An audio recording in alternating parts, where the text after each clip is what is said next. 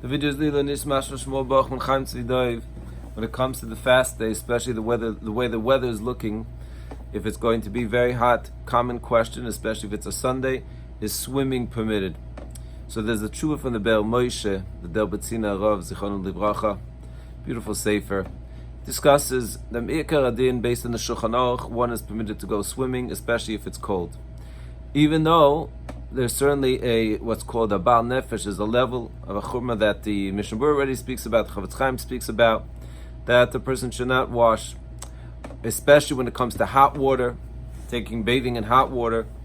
Afal Piken, I think what's important to keep in mind is the following. As we mentioned, there is plenty of room to be makel this year, especially if it's very hot, for women, people that are weak, someone that's not being themselves, especially if it's a lady that's taking care of their kids.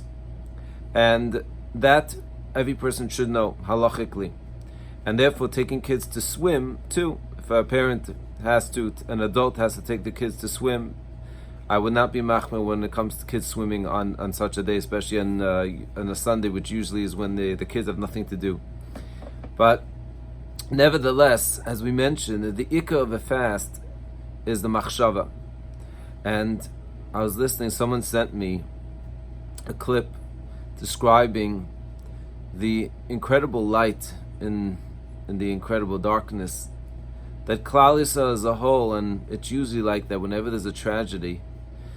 So in the darkness, one of the most unique and amazing inspirations that we get is when you watch what it means for the Jewish people to get together and think about each other.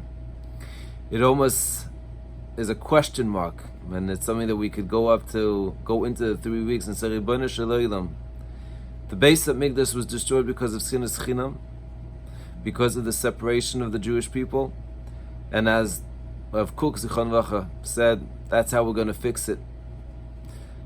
And when Jewish people, in fact, the description that I heard was based on the commander of the Coast Guard, who walked into the office and said, who are these Jewish people? If this is what the Jewish people are, I want to be part of them. So whether he's going to be part of them or not, part of us. But one thing is for sure, we know how to be unified. One of the most amazing divrei Chazal, the Gemara in Yevamos, that says, Atem kuim Adam. You're called an Adam. And there's so much spoken about this in history. But one of the most beautiful explanations is Adam, you won't have a plural term to Adam. Why? Because we are unique in the fact that we could be so unified and so one. Therefore, it's not a multiple Adam, it's only one Adam. That's what it means, Atem Kuim Adam. And if we reflect on this, like we mentioned yesterday, that if we could go into the 3 weeks and focus on that internal beauty that we have of being one, there's nothing that's going to stop Mashiach from coming, and we could skip the 3 weeks and we could go swimming and we could be mamish joyfully singing with the Beis Hamikdash being built. I think that's something to keep in mind this coming Sunday. Hatzlacha to everyone.